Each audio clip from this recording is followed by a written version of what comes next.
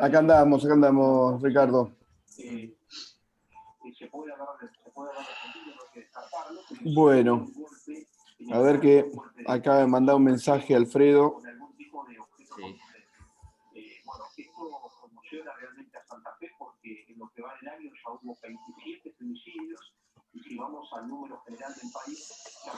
Muy bien. Ya cuando quieran empezamos. Ya. Somos lo que somos. Más Alfredo que acaba de ingresar, ¿viste? Hola, buenas. Hola Alfredo, buen día.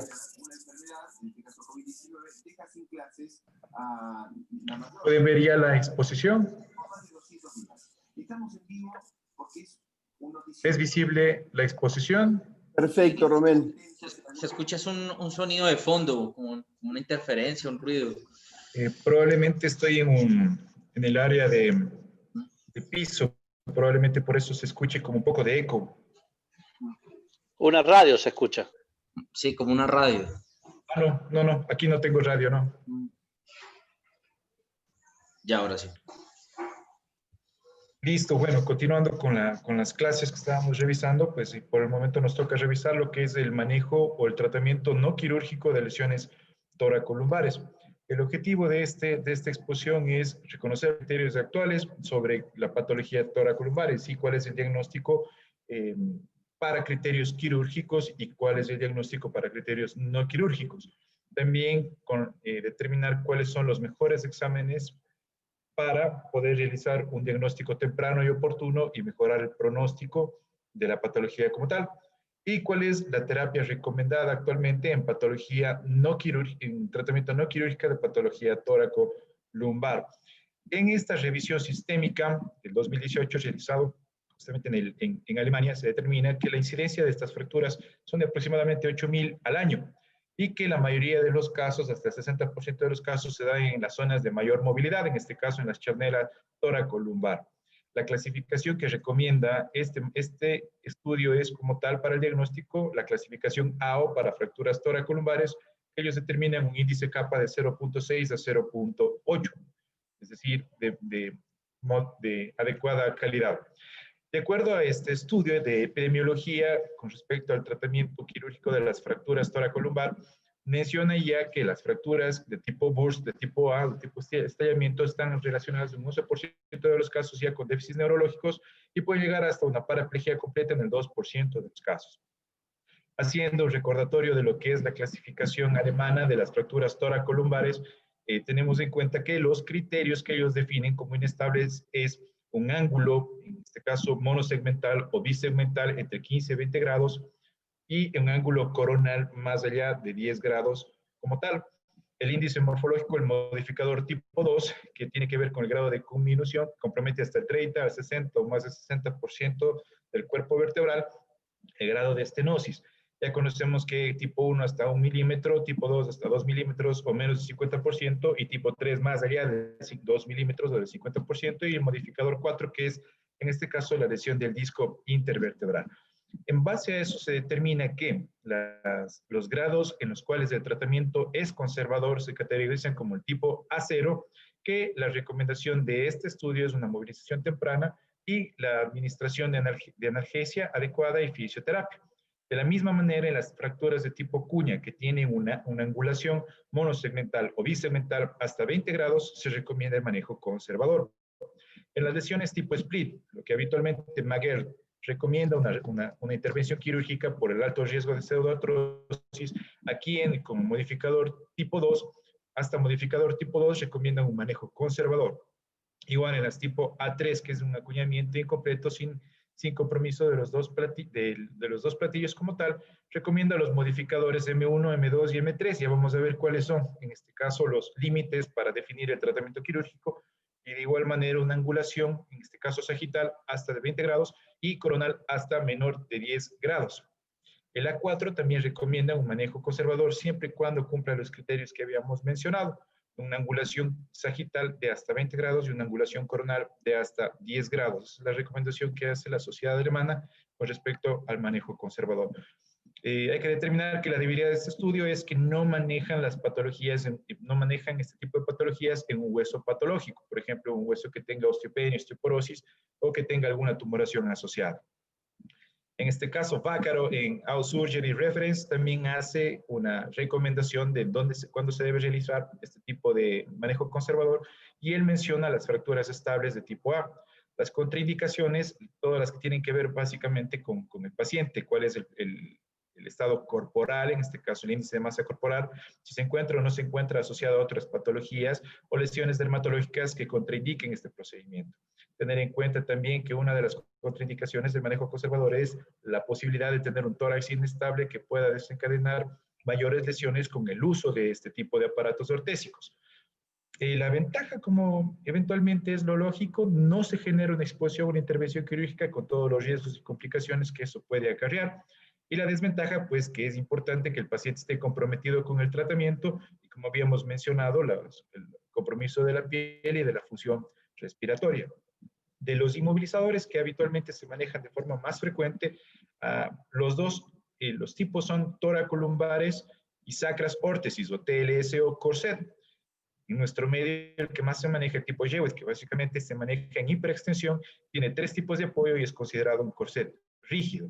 Sin embargo, permite cierto movimiento, aunque mínimo, disminuye básicamente la flexión torácica y los movimientos anteroposteriores. Permite este tipo de corset, el TLSO, la flexión de la cadera. Y un semirrígido, que es, por ejemplo, el corset tipo Taylor, que también es uno de los que más se manejan en nuestro medio, que es en este caso semirrígido, pero también permite ciertos movimientos en la flexión torácica y anteroposteriores. También tiene libre la funcionalidad de la cadera. Con respecto al criterio de inestabilidad clínica, como habíamos mencionado anteriormente, pues es la pérdida de la capacidad de la columna para poder soportar cargas y evitar el desplazamiento en condiciones de cargas habituales, es decir, fisiológicas, sin que esto desencadene un déficit neurológico, deformidad o dolor hacia el paciente. Esto se considera como tal según Panjabi, criterios de inestabilidad. En el score de Panjabi, que ya conocemos anteriormente, habíamos revisado, pues se ve un puntaje en el cual se determina que si es que cumple 5 o más puntos con respecto a la clasificación y al score que estamos viendo en el cuadro, se recomienda cirugía, mientras que si es que es de 4 o menor, pues la recomendación es un manejo conservador. En el estudio que realizan estos autores, Panjabi y White, no describen como tal cuál es la recomendación del manejo conservador.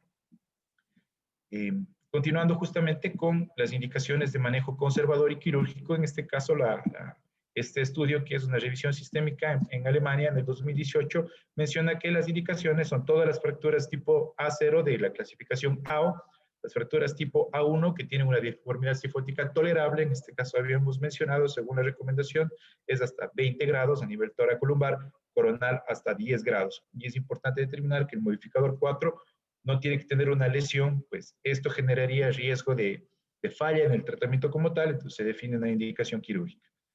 En los criterios dentro de White y Panjabi también se recomienda, en este caso también toman ellos, que la traslación anterior debe ser menor a 4.5 milímetros y las traslaciones laterales se recomienda que sea menor a 6 milímetros. No debe existir una lesión neurológica y en este caso habitualmente se maneja pues, el compromiso o el acuñamiento de la pared anterior del cuerpo vertebral de hasta un 40%, sin embargo con un 25% de acuñamiento ya se ve un 50% de pérdida de resistencia del cuerpo vertebral. Entonces ellos recomiendan que se maneje hasta un 25% y sumado al resto de parámetros como la cifosis asociada. La falta de consentimiento informado para la cirugía es otro factor. Y importante tener sí una patología de columna vertebral asociada que pueda complicar el pronóstico y en este caso el factor de riesgo de que se desarrolle eventualmente inestabilidad. Como ya conocemos, pues la parte contraria, la indicación quirúrgica es ya lesiones neurológicas, fracturas tipo D y C, que como tal ya se consideran inestables por lesión del complejo ligamentario y otras estructuras, partes blandas, y las deformidades, pues que en este caso sobrepasan los criterios de inestabilidad que habíamos mencionado. Tener en cuenta sobre todo que un incremento o una angulación, en este caso en el espacio interespinoso que sea 20 o mayor, ya está relacionada directamente con una lesión del complejo ligamentario posterior y la recomendación es quirúrgica. La cirugía también en dolor que es resistente al tratamiento, en daños de discos relevantes o en patología de columna asociada, como por ejemplo la patología de espondilitis anquilosante. Es un recordatorio de lo que es la clasificación de cargas, en este caso de Thomas McCormack, en el cual se sabe que la clasificación del score es el máximo hasta tipo 9 de acuerdo a los criterios que estamos revisando. La conminución en este caso por inestabilidad sagital, el grado de estenosis del canal y la corrección de la deformidad cifótica. La recomendación de McCormack es, si es que es 7 o mayor, pues intervención quirúrgica, en este caso asociada a estabilización anterior, con una instrumentación posterior larga, que es lo que recomienda. 6 o menor, una instrumentación posterior corta, y si es que es 3, se recomienda pues conservador. En este caso, McCormack menciona que el brace se debe utilizar de 3 a 4 meses. Tampoco especifica qué tipo de brace, sino únicamente hace la referencia al uso del brace como tal. Ahora, nuevamente hay una clasificación y una modificación actual de TLICS, en este caso es la AO-TLICS, que modifica o cambia en este caso el score o los puntos que se da de acuerdo al tipo de fractura. Hay una diferencia que vamos a ver eventualmente con la clasificación TLICS habitual de Baccarat, la cual pues modifica un poco, sobre todo basándose en las fracturas de tipo acuñamiento. En este caso menciona que 5 o mayor, el tratamiento es quirúrgico similar al TLICS habitual. 4 es indeterminado y se debe correlacionar con los factores de riesgos asociados, la personalidad de la fractura. Y 3 o menor, pues se recomienda un tratamiento quirúrgico, de acuerdo al puntaje que estamos revisando. Esta es la clasificación habitual de TLICS, que básicamente menciona pues ya lo que habíamos comentado habitualmente, y en la cual 5 o mayor el tratamiento es quirúrgico, 4 es indeterminado o 3 o menor, pues el tratamiento recomendado es conservador. Este es un estudio que hace una comparación justamente bueno, en este caso es para determinar el score 4 cuando se maneja en TLICS o AO-TLICS para ver cuál es la conducta a seguir en caso de un puntaje tipo 4. Y en este estudio es que se realiza 50 pacientes en donde se hace se escoge al azar 25 pacientes, se realiza un score tipo AO-TLICS y otro de TLICS y se hace seguimiento durante un año en base a una evaluación primaria que utiliza la escala visual análoga. En este caso se basan justamente en los parámetros sagitales para el grupo quirúrgico y el tiempo de reincorporación al trabajo también. El grupo quirúrgico tuvo menor tasa de dolor, tuvo menor pérdida de los ángulos sagitales y tuvo un menor tiempo de reincorporación a las situaciones laborales.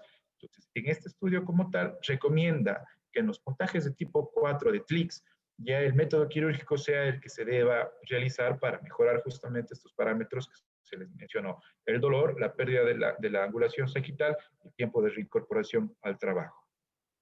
Este otro trabajo que es realizado en el 2018, en el cual hacen una comparación del TLICS o una comparación del AO-TLICS, también menciona pues que es más confiable TLICS particularmente para el manejo de las fracturas de tipo BURS en estallido toracolumbar inestables que no tengan déficit neurológico. Es un estudio que se realizó en 55 pacientes y se le dio un seguimiento de 5 años. Es decir, hoy por hoy los dos tienen un índice de capa adecuado, pero la recomendación es mayor hacia TLICS en las fracturas, sobre todo de tipo A, en las lesiones toracolumbares sin déficit neurológico. Ahora, con respecto al manejo conservador o la terapia conservadora, en este caso el objetivo como tal, una vez que se determina que la fractura es estable, que puede el manejo darse de forma conservadora, se recomienda la movilización temprana. Es importante, y ellos recalcan que por lo menos se debe tener un tiempo, eventualmente dentro del tratamiento para satisfacer las necesidades del paciente es adecuado el control del dolor. Se recomienda que una disminución del 50% del EVA inicial es un tratamiento exitoso dentro del manejo del dolor y que se debe dar el seguimiento adecuado de forma radiológica y de forma clínica. Eventualmente vamos a ver cuál es la recomendación del tiempo que se debe dar de seguimiento.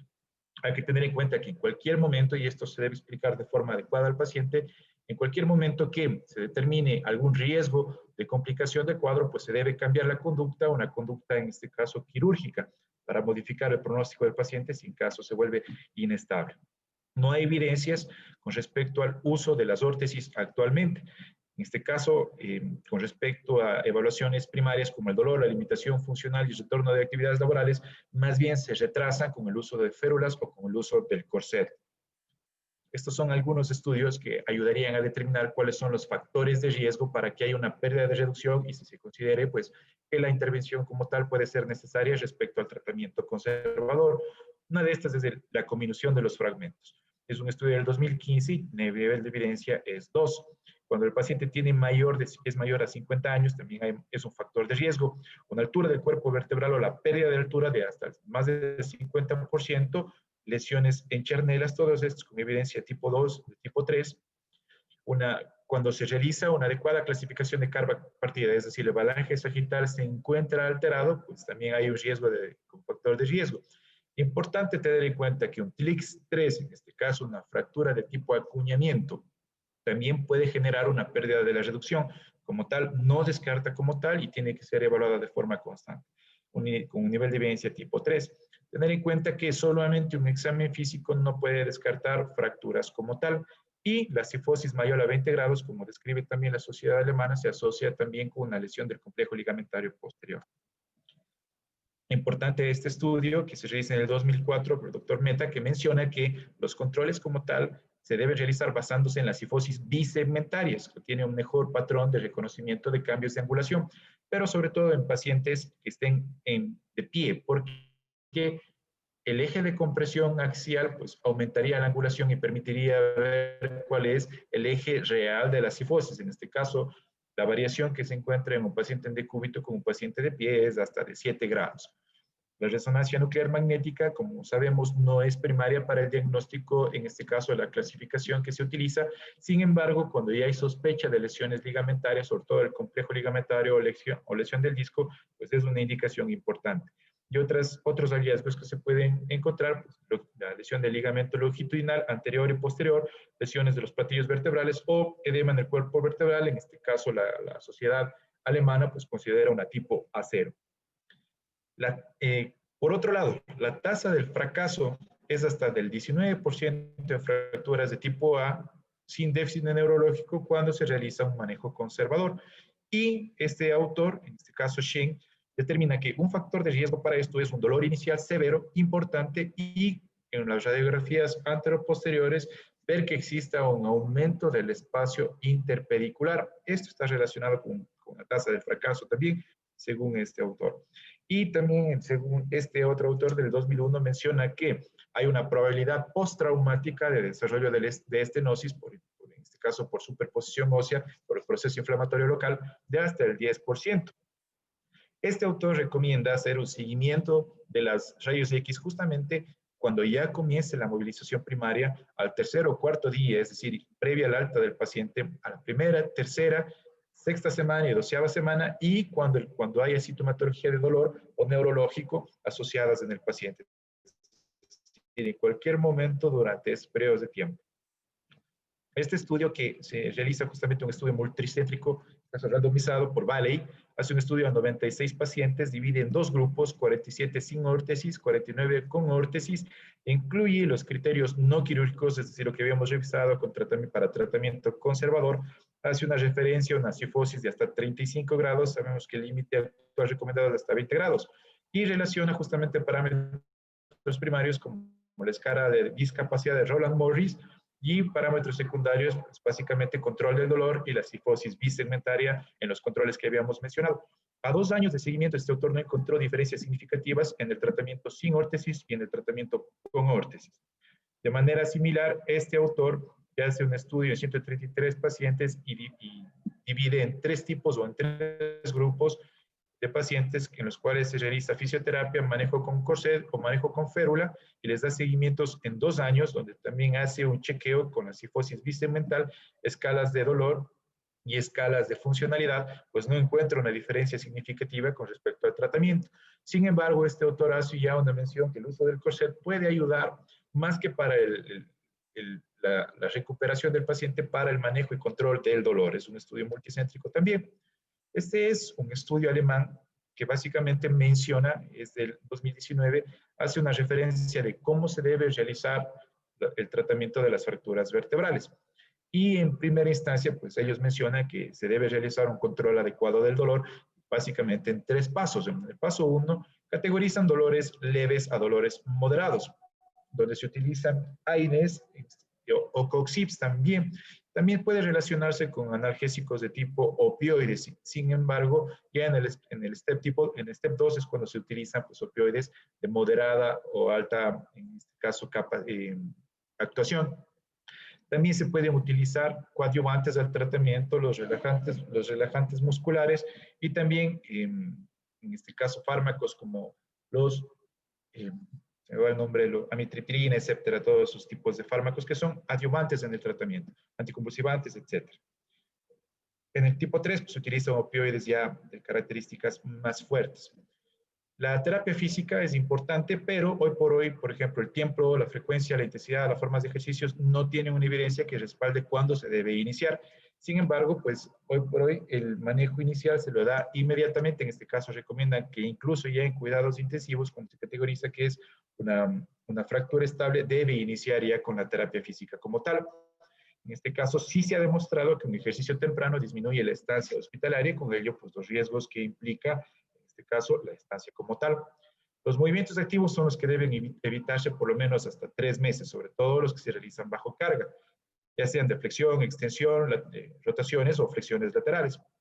Sin embargo, los ejercicios de entrenamiento isométrico, pues sí puede iniciarse de manera precoz hasta desde el primero hasta el tercer día y básicamente están dirigidos al control de la musculatura a nivel abdominal y a nivel paravertebral. En este caso, la recomendación es la activación de los músculos transversos del abdomen, el erector espinal y los músculos multífidos. Podemos ver que en los gráficos como tal van viéndose como en el primer gráfico, segundo gráfico y tercer gráfico, los ejercicios van siendo desde isométricos hasta ya contrafuerza y de forma progresiva. En este caso podemos ver los músculos para fortalecimiento del erector espinal y multífido, hasta los músculos que fortalecen en este caso el abdomen o los músculos antagonistas también, como podemos ver en el gráfico inferior hacia la derecha, movimientos para generar antagonismo entre los músculos del erector espinal y generen, pues en este caso, un movimiento temprano. En las fases tempranas de rehabilitación, cuando la carga todavía se considera, entre comillas, inestable, la recomendación, como habíamos mencionado, es isométricos. En este caso, asociado a terapia de calor-frío, la cinta que puede hacer como limitante de los movimientos para evitar que haya dolor, electroterapia, balneoterapia, hidroterapia o terapia ocupacional. Y en las fases ya tardías de rehabilitación, cuando considera que ya tolera cargas y es un poco más estable, pues la terapia puede ser más invasiva, con masajes, medicina manual, osteopatía, terapia de formación médica o terapia, en este caso, deportiva. Como conclusiones de este trabajo, el diagnóstico oportuno mejora el pronóstico del paciente. Los rayos X convencionales ayudan para la evaluación primaria como tal. En sospecha de lesión del complejo ligamentario, disco o déficit neurológico, pues la recomendación es la resonancia nuclear magnética. El manejo conservador debe consistir en un tratamiento funcional temprano sin órtesis. En casos individuales, el tratamiento ortésico puede estar indicado por su efecto analgésico y un seguimiento cercano del paciente. En caso de necesidad de cambio de manejo, se debe realizar también radiografías de seguimiento en bipedestación después de la movilización a la primera, tercera, sexta y 12ª semana de seguimiento. Esto con respecto a al manejo conservador de las fracturas toracolumbares.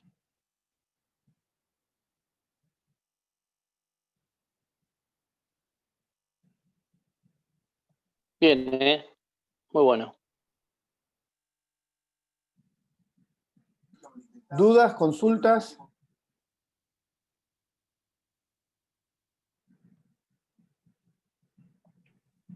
Yo quería preguntarle una cosa, si se puede. No Hay pidas más permiso, Alfredo. ¿Cómo no vas a poder? O sea, es que siempre me quedó la duda, y ya que lo leyó, es bueno, a ver, masticarlo un poco. ¿Qué opina Romel, de la clasificación McCorman versus la de los alemanes? ¿Es solo para vos un cambio en la puntuación? Porque McCorman, a mí me dijeron que se conoce hace rato y hace exactamente lo mismo, hasta las mediciones segmentarias. ¿Qué opinas? ¿Es solo un cambio? ¿Parece una revisión de una fractura, de una clasificación que ya conocemos? ¿O le ves algún cambio a diferencia, ya que estás con este tema? O sea, como tal, en la descripción que hace la sociedad alemana, únicamente menciona, ellos no, sino únicamente en el modificador, en el tipo 1, que es el modificador bisegmental o monosegmental, que es el balance sagital, que menciona que es de 15 a 20 grados, pues es el único que mencionan, en este caso, el tipo 1, tipo 2, tipo 3. En los otros modificadores, que es el modificador de estenosis y el modificador de conminución, no hacen una división como tal, sino únicamente la mencionan y añaden un modificador tipo 4, que es la lesión del disco como tal. Pienso yo que McCormack hace una división más específica, sin embargo, es aislada. En este caso, no forma parte ya de lesiones, como alguna vez se mencionó, únicamente hace una mención a lo que es fracturas de acuñamiento y hace una relación no para el tratamiento y no define una relación como tal, cuál es el camino a seguir, sino únicamente describe en qué se debe realizar instrumentación corta, larga, se debe hacer un apoyo anterior o no.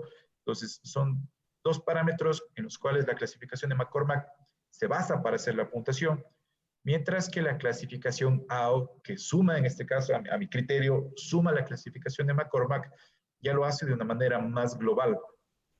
Y lo que permite es ya dirigirla, asumándole en este caso la clasificación AO de Bácaro, para proyectar un pronóstico y un tratamiento, asociando también a fracturas de distracción y fracturas por traslación. Eso que complementa la fractura de McCormack, pero en el estudio como tal no determina los modificadores ni el puntaje como tal, lo que sí hace AOTLIX, que mejora la puntuación. Sin embargo, TLIX como tal sigue siendo mejor para la puntuación de las fracturas de acuñamiento. Bien. Y las dos tienen un índice de capa de 0,608. Entonces, Sí. pienso que es mejor la modificación que hace la sociedad alemana asociándole o añadiéndole la clasificación de Thomas McCormack, pero no es específica en la puntuación que le da a esta clasificación. Claro, por lo que me entendí, bien sacando a Outliks y a mi amigo Bacaro, yo solo te relacionaba McCormack con alemana. O sea, vos qué me decís, por lo que yo te escuché, que solo hace una diferencia en el ingreso del disco, que es lo que El modificador 4. Pedro, vos que sos más leído en esto. Sí, pero espera que José quería decir algo. Yo después te doy mi opinión, que ya lo hemos hablado, pero termino de... ¿Qué querías decir, José?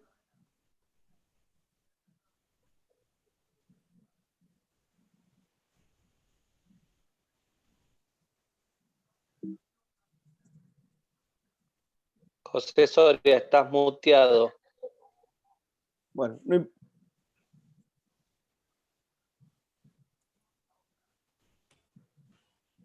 Estás con mute, José. Estás con mute. bueno, está bien. Con respecto a las clasificaciones,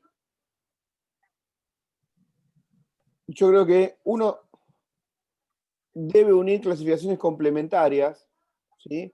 Pero no seguir hablando de clasificaciones que los mismos autores la dan de baja para poner una clasificación nueva.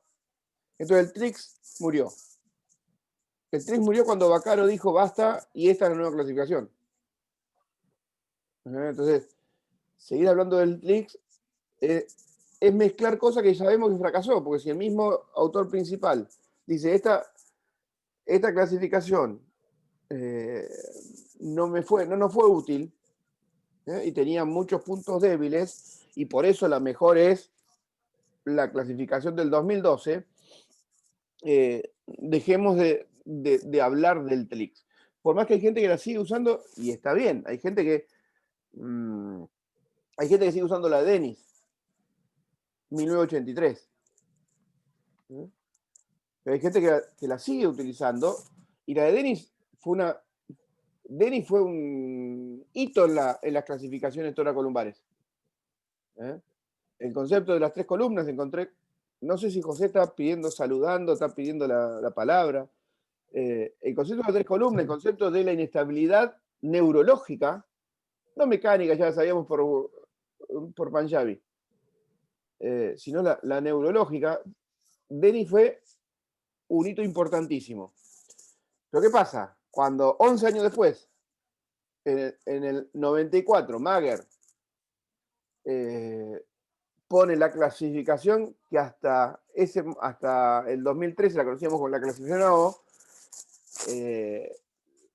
que toma varias cosas de la morfología de Denis y lo suma, y bueno, ya la de Denis cayó en desuso. McCormack tuvo la desgracia de, en el mismo año que Mager da la clasificación, da su clasificación, que en realidad al principio fue un análisis retrospectivo de los 14 pacientes que fracasaron con instrumentaciones cortas. Bueno, después empezó a usar prospectivamente. Y ese quizás fue la debilidad mayor de McCormack. Presentarlo primero como un análisis retrospectivo. Entonces nadie enganchó el prospectivo. Nadie empezó a usarla como clasificación. Y aparte, la otra debilidad es que era Mager tomaba toda la variedad de morfología toracolumbar versus McCormack, que solamente tomaba los estallidos. Entonces, McCormack fue una buena asociación para las A3 de Mager. Por eso no tuvo una implementación muy fuerte en la parte científica. Como todo es cíclico, 2004, Vaccaro nos presenta el TLIC, que después lo hizo el TRIX, porque después hizo el SCORE. Muchos utilizan, y AO mismo, primero clasifican morfológicamente una lesión, sea la que sea, y después que hacen la implantación de esa clasificación morfológica, le agregan puntos y la convierten en score. ¿Se entiende? 2016, Vaccaro dice, basta de TLICs, esta es la clasificación. Perdón, 2013 y 2016 los alemanes, basándose en la debilidad de la clasificación de AO, que es las A3 y A4, dicen, complementemos, así como con Mager usábamos McCormack, complementemos las A3 y A4 con modificadores. No toman McCormack, pues solamente toman el compromiso del cuerpo. Y parcialmente el compromiso del canal. Digo parcialmente porque McCormack no decía el porcentaje de compromiso del canal. McCormack decía la dispersión. 0 hasta 2 milímetros de dispersión, más de 2 milímetros. Obviamente, más de 2 milímetros seguramente me afecta más del 50% del conducto. Pero no era un punto de McCormack. ¿Por qué? Porque el objetivo de McCormack era ver el déficit de soporte anterior, no la compresión. Entonces, los alemanes tomaron 2 puntos de McCormack, lo usaron para ellos, y le agregaron 2 puntos más. Porque ninguna clasificación desde el 47 hasta el 2018 prestó real atención si hay una cifosis más de 15 grados o si hay una escoliosis más de 10 grados. Creo que esto es un pensamiento propio. Pero yo creo que esta clasificación complementaria de los alemanes va a quedar como un hito por eso. Tanto es así que la bibliografía clásica, fracturas de estallido, toracolumbar, aceptábamos hasta 30 grados de cifosis y hasta 50% de compromiso del canal. Y estás muteado, Alfred. No, que eso era 30 y 50 siempre. Bueno, Desde que nos habló McCorman, desde ese tiempo, sí, sí. desde siempre. Creo que este tipo de decir, no, mirá, cuando hay más de 15 grados se afecta el plano sagital, da más inestabilidad, hace que fracase el tratamiento no quirúrgico. Es lo mismo cuando hay, como ahora no se habla más de rotación y se habla de traslación, ¿eh? La escoliosis es por la rotación, no es por la traslación. Entonces los alemanes también toman lo de Mager, el tipo C de Mager, que era rotación. Entonces, nos dice, miren, cuando hay 10 grados de cifosis va a fracasar el tratamiento no quirúrgico, porque es inestable. Entonces, yo creo, eso es importante, importantísimo. El modificador 2 y el modificador 3 son dos segmentos de la de McCormack, ¿sí? Y le agregan la lesión discal, que salvo Games, nadie había prestado atención. Entonces, lo que hacen los alemanes es tomar cosas sueltas y ponerlo como modificador. Y yo creo que es un muy buen complemento para la clasificación AO. ¿Eh? Que lamentablemente no se cumplió con lo planificado. Ya tendríamos que tener hace no menos de 5 años el score de la clasificación toracolumbar. Que va a ser lamentablemente lo que va a pasar con la cervical. La flor más linda de la fractura, de la clasificación cervical, la cereza del postre, ¿cuál era? Se le dio importancia a la lesión facetaria, que ninguna clasificación se había tenido en cuenta. Bueno, está frenado porque no hay consenso realmente en cuanto es F2 y F4. Entonces, hacer una clasificación no es fácil, no es moco de pavo. Y hay que discutir mucho, primero, entre los organizadores de la clasificación y pulirlo mucho como para hacerlo lo más amigable posible. Pero bueno, me parece, Alfred, que es eso. No es que Sí. si hacemos, por eso yo siempre digo, Aldo, Emanuel, Ricardo, Julio, todos los jóvenes, aprenden, Gabriela, aprenden lo que siempre digo a José, y ahora no solo se mutó, sino se ocultó. Siempre que le digo a José, la cirugía de columna no empezó cuando vos empezaste. Hay toda una historia que parte de ella no sirve para nada, pero parte sí. Entonces, lo histórico que sirve hay que reflotarlo. McCorman es una muy buena clasificación complemento para el estallido. Está muy bueno que los alemanes lo hayan reflotado. Pero no es la clasificación de McCormack. No es la clasificación de McCormack. Y Pedro, te hago una consulta.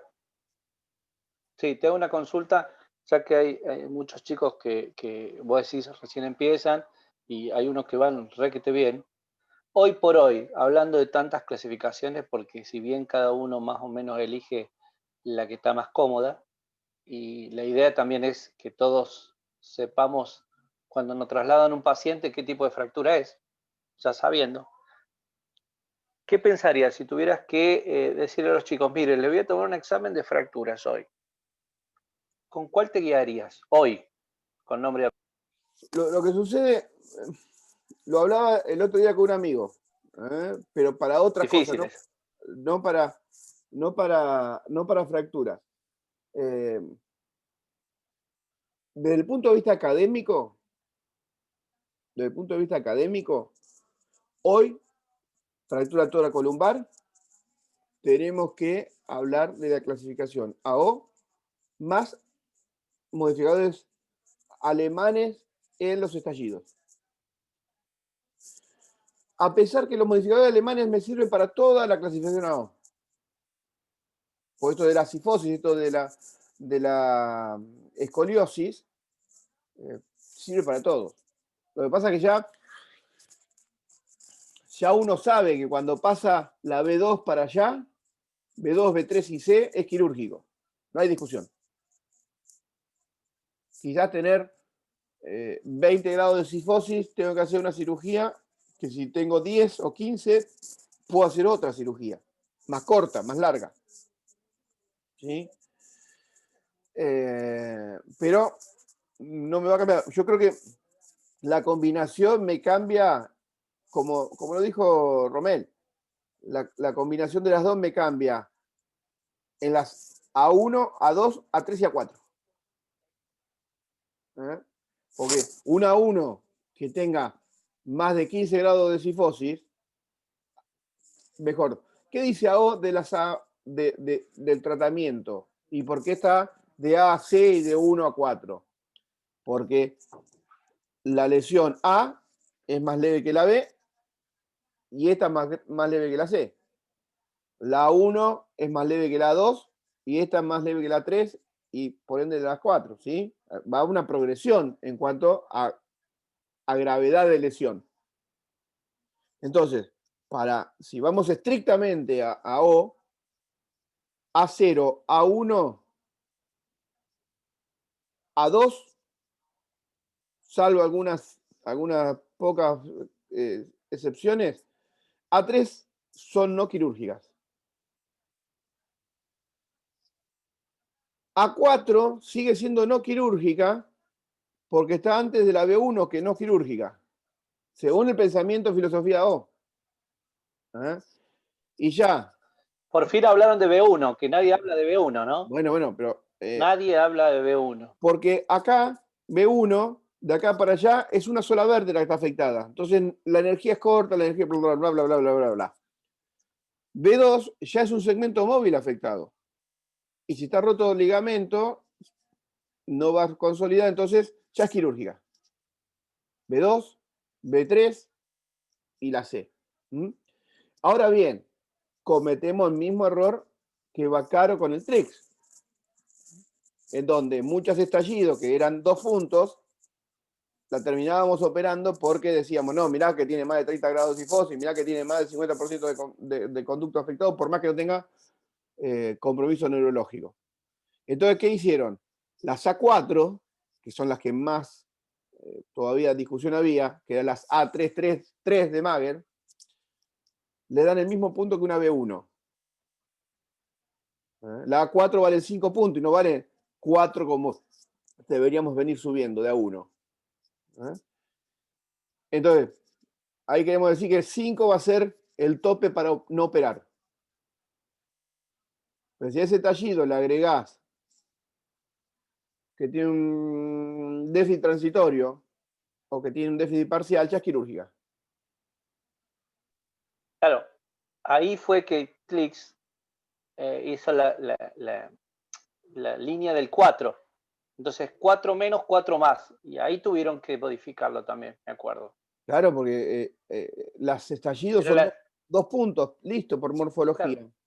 Y si no tenían déficit neurológico, y habíamos mucho que la operábamos, y entonces yo creo que esto de los modificadores alemanes al A4, ya al sumarle una cifosis mínima, que son 15 grados, es mínima con respecto a los 30 grados que aceptábamos hasta ayer. Pero es grande con respecto al valor que tiene que tener, que es 0. Entonces ya con 15 grados, o ya con que tenga más del 50% del cuerpo comprometido, por eso le dan importancia al edema, que a uno le da importancia al edema. Con nuestro trabajo de fracturas, cuando yo tenía que clasificar algunas lesiones asociadas, algunas lesiones asociadas eran edema nomás, ya lo conté yo. ¿Y cómo lo clasifico? Entonces le mandé un mail a Luis Viale. Che, Luis, mira, tengo así, un paciente con una fractura 4 que por otro motivo se hace una resonancia y aparecen 2 vértebras con edema, una vértebra con edema. No está acuñada, así que no es A1. Pero tampoco está en la zona no de carga, así que tampoco puede ser A0. ¿Cómo la clasifico? No se clasifica, me puso Luis. Un edema no es injuria, no es lesión, no se clasifica. Bueno, Vaccaro. Alex, tengo esto y esto. ¿Qué hago? Pedrito es A0. porque por más que no afectó la estructura del cuerpo, hubo una lesión que puede hacer que se sifosice. Y nosotros, yo no me acuerdo el nombre de la chica, Cuba, creo que estabas vos todavía o Emanuel, una chica que tenía una fractura A4 de L4 o L3 y tenía 2 edemas. Le hicimos un corset y la que fracasó no fue la 4, sino una de las edemas. La terminamos operando porque se acuñó una que eran 0. Entonces, todavía hay cosas para pulir en las clasificaciones, pero yo, desde el punto de vista académico, hoy es AO más la alemana. Por más que haya muchos centros de donde estamos, que no se usen clasificaciones, que era lo que siempre discutíamos y siempre criticábamos, que los mayores no usaban ninguna clasificación porque se basaba en la experiencia. Está bien, pero desde el punto de vista académico todos tenemos que hablar del mismo idioma y la misma forma. Pues yo, AO más alemanes.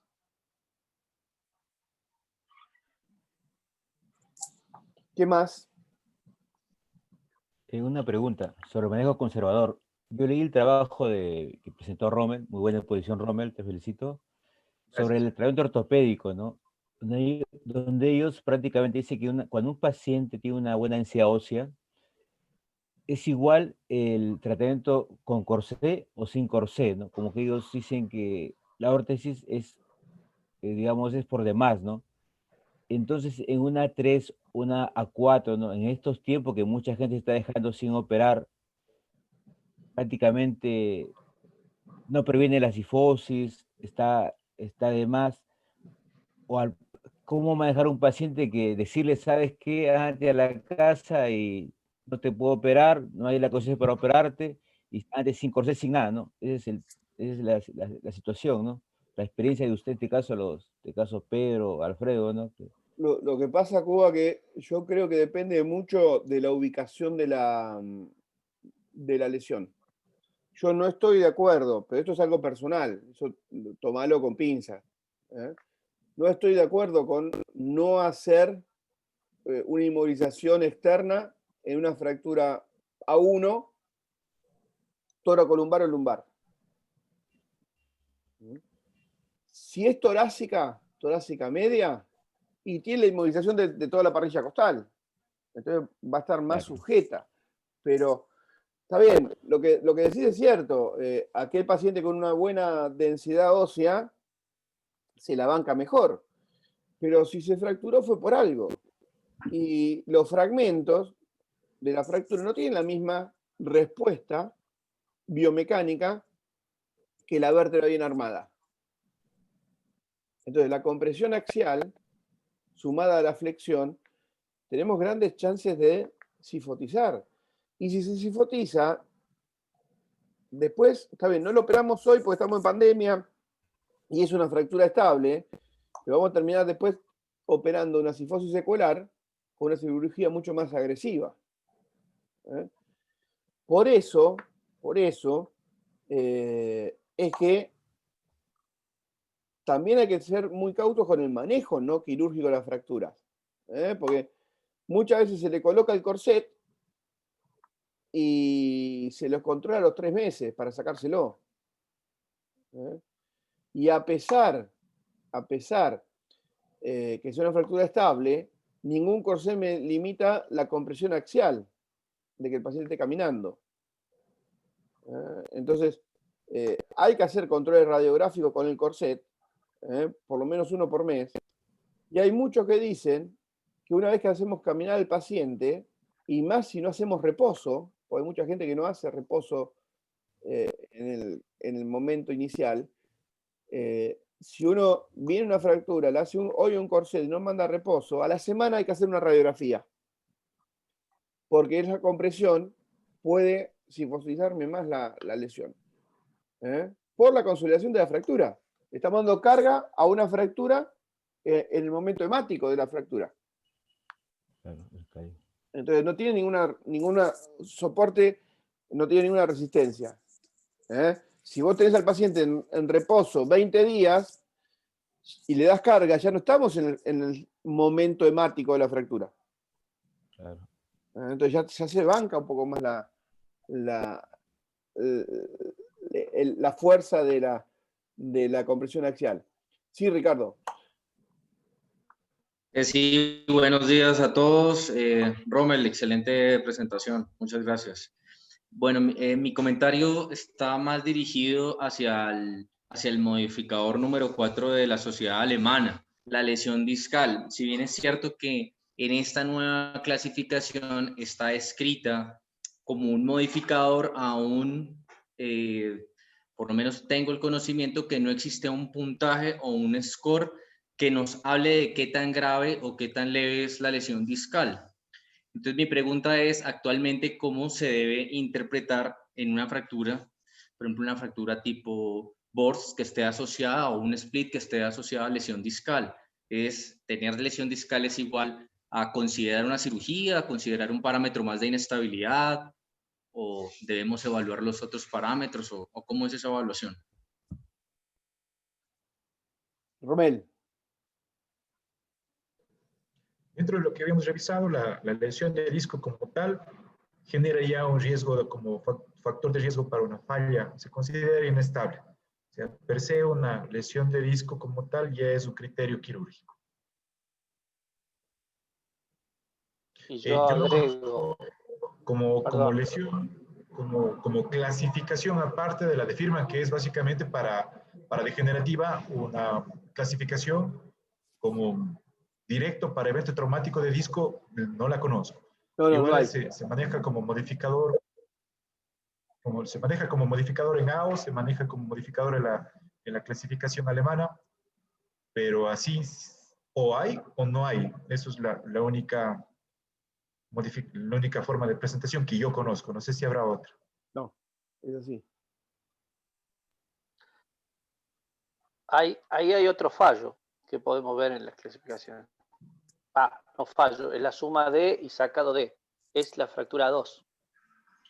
Porque el disco se te pone de por medio. Alto riesgo de pseudoartrosis. Sí, Lo claro. que a mí me llama la atención, y es algo que que hemos visto en presentaciones previas, es con respecto al acuñamiento de la pared anterior. Normalmente la teoría mencionaba que un 40% como tal era ya una indicación de inestabilidad. Hoy por hoy se habla de más bien el ángulo monosegmental, bisegmental o el ángulo interespinoso, 15-20 grados. Y incluso una de las exposiciones, de las excelentes exposiciones de Ricardo, mencionaba que igual en la de la sociedad, que ya un 25% de acuñamiento, lo que puede ser tranquilamente una fractura tipo A1, ya pierde un 50% de resistencia.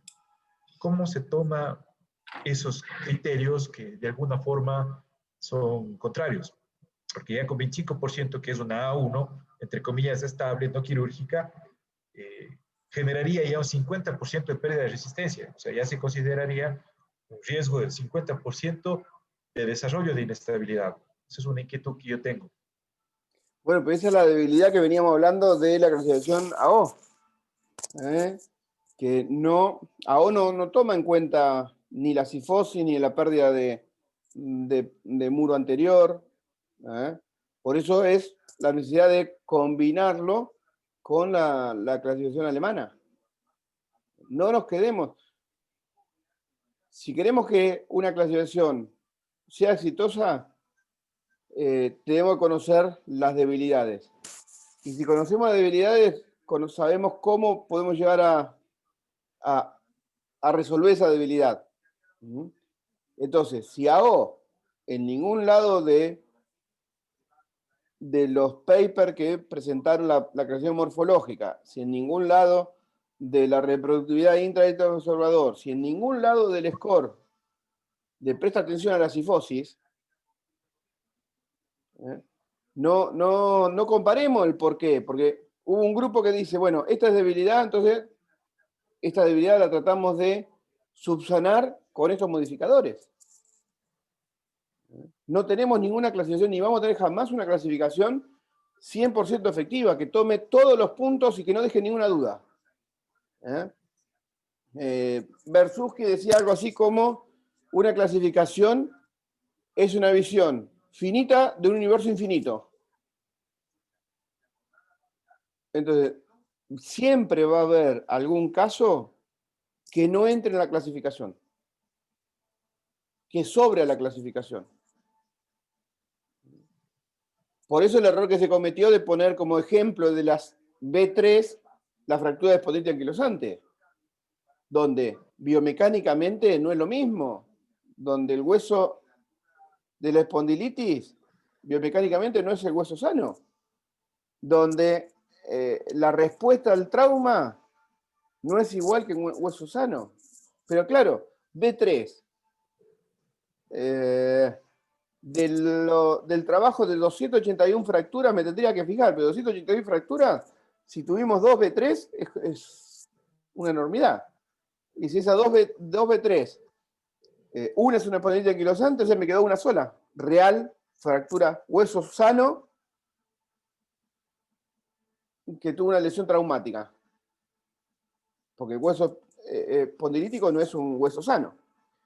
Entonces, no busquemos meter todos los pacientes y todos los conceptos en una clasificación que no es 100% efectiva. Sí, Alfredo, ¿qué querías decir?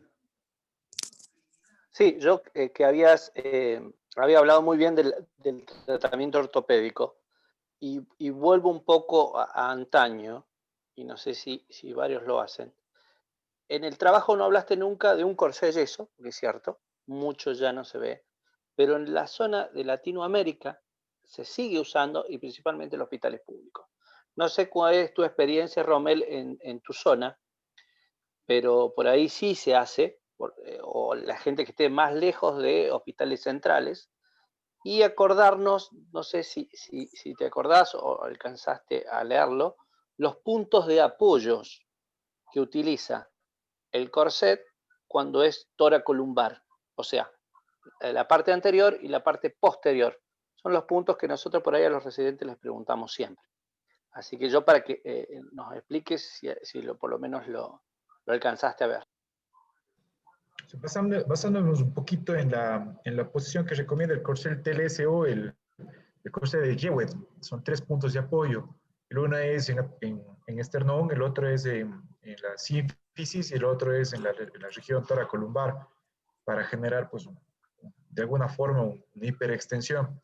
Son los puntos más recomendados, pero sí, se utiliza justamente en este caso, solemos hacer con fibra de vidrio, colocar, en este caso, una faja de fibra de vidrio toracolumbar, incluso hasta la región de S1, en algunos casos de fracturas que se consideran estables. Cuando el paciente pues, no está en la capacidad de contar un Taylor 1, un Taylor 2, pues solemos hacer una TLSO con fibra de vidrio o con yeso.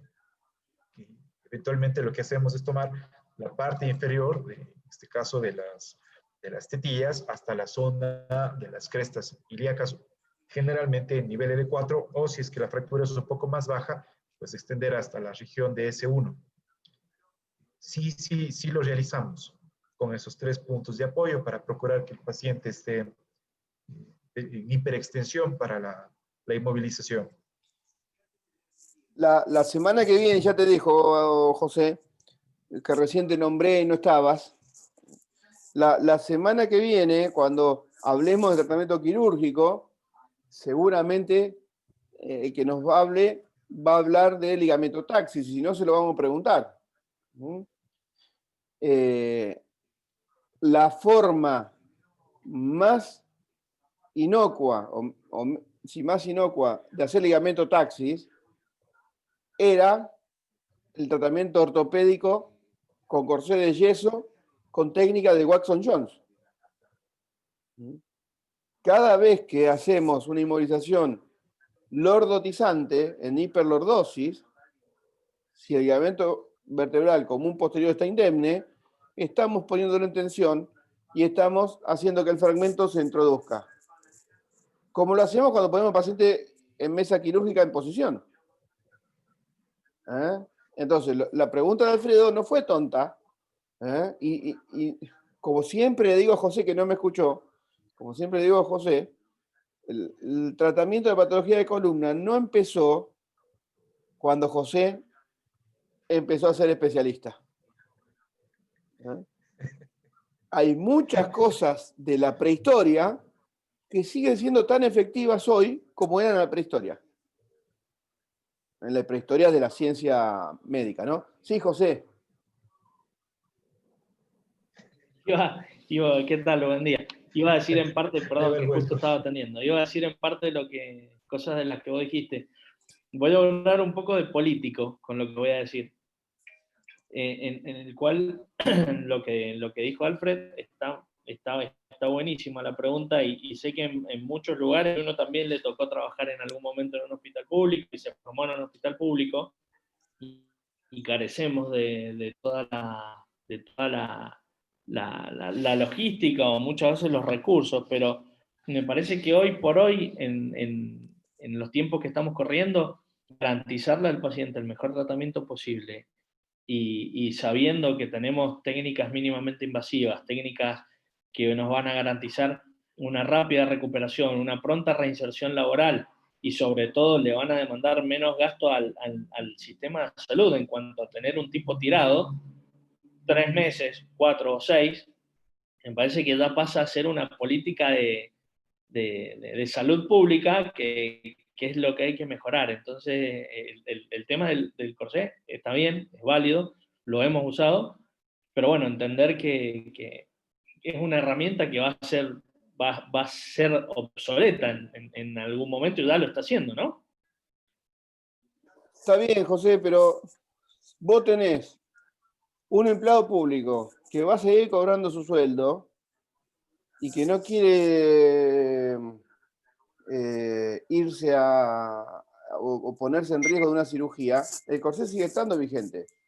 Si vos tenés un paciente que tiene comorbilidades para la cirugía, por más que sea mínimamente invasiva y que tardes una hora, el corsé sigue siendo...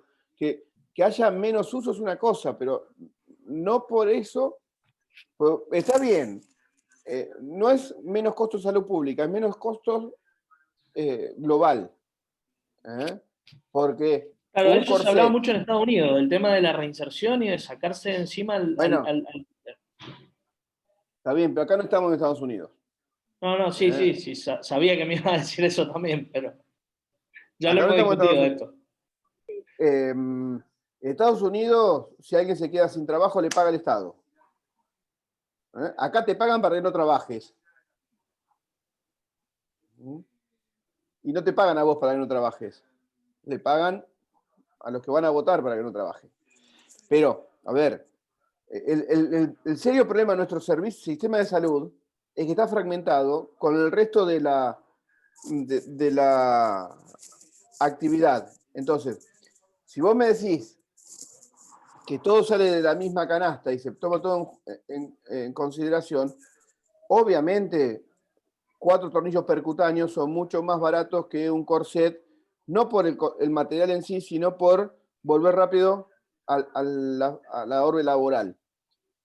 Pero, insisto, acá hay gente que, por más que esté 3 meses en cama, va a seguir cobrando lo mismo. Entonces no le interesa eso. Y al sistema económico no le interesa. Por eso te siguen haciendo tantas dificultades por utilizar una inmunización percutánea por el tema de costos. Pues los tornillos percutáneos siguen siendo más caros que 4 tornillos comunes. Entonces, ese pensamiento está muy bien para un país de primer mundo y capitalista en serio. Para nuestro país, lamentablemente, todavía sigue siendo una discusión estéril entre los médicos que queremos hacer cosas más novedosas, que dan mejor resultado, versus el que tiene que ahorrar 2 centavos para gastarlo en otra cosa.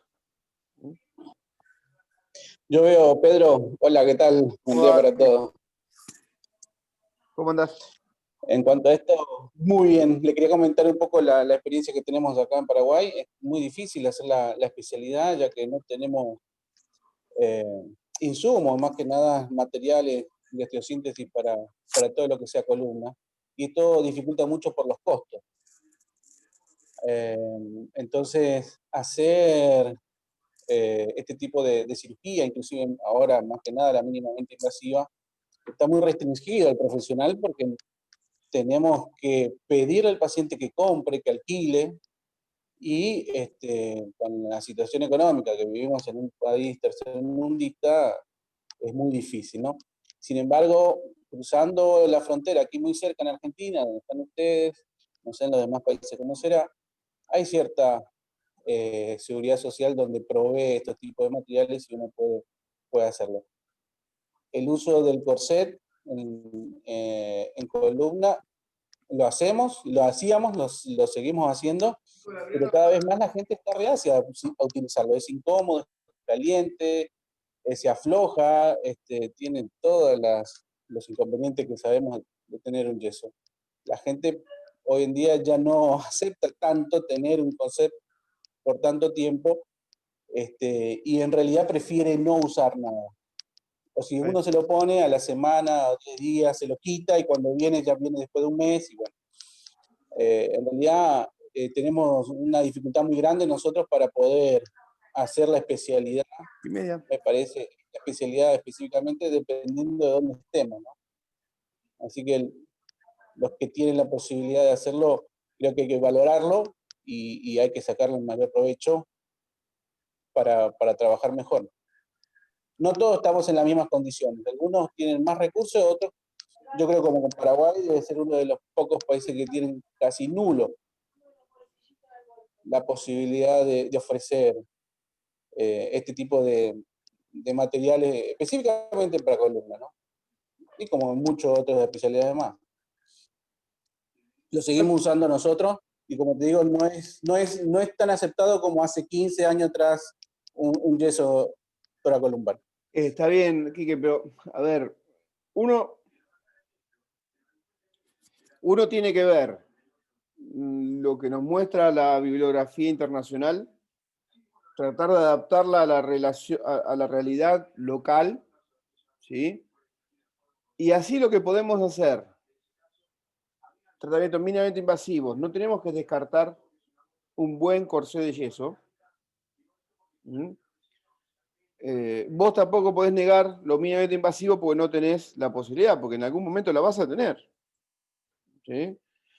Y luego, si el paciente no acepta y se saca el corset, debe saber que es responsabilidad de él. Y luego, a la complicación, él es el responsable. Vos, no porque el paciente no lo acepte, vas a aceptar que no usar nada. Es una fractura que hay que inmovilizarla. Vos tenés que hacer tu indicación. Luego, si el paciente no lo acepta, es responsabilidad del paciente. Sí, lo que queda mal simplemente es que lo que uno proponga y lo que uno sabe que tiene que hacer no se puede hacer por una cuestión económica. Y después también la secuela que queda cuando un paciente no acepta lo que vos estás proponiéndole. Por supuesto que, claro, es responsabilidad del paciente y uno tiene su límite hasta dónde va a llegar con la responsabilidad, pero da satisfacción ver cuando uno hace bien el trabajo, implementa lo que tiene incorporado como conocimiento y sale bien, por decir así, ¿no? Sí, claro. Pero digo nomás, que nuestra especialidad, eso quería culminar diciendo, no se da de la misma manera en todos lados y no tenemos muchos recursos aquí donde, No, pero en el norte, por lo menos en Asunción. Eso pasa en todos Yo lados. creo que necesitamos hacer, sí, más, menos, pero eso pasa en existen todos lados. dificultades. Por eso siempre tenemos este contrapunto con José,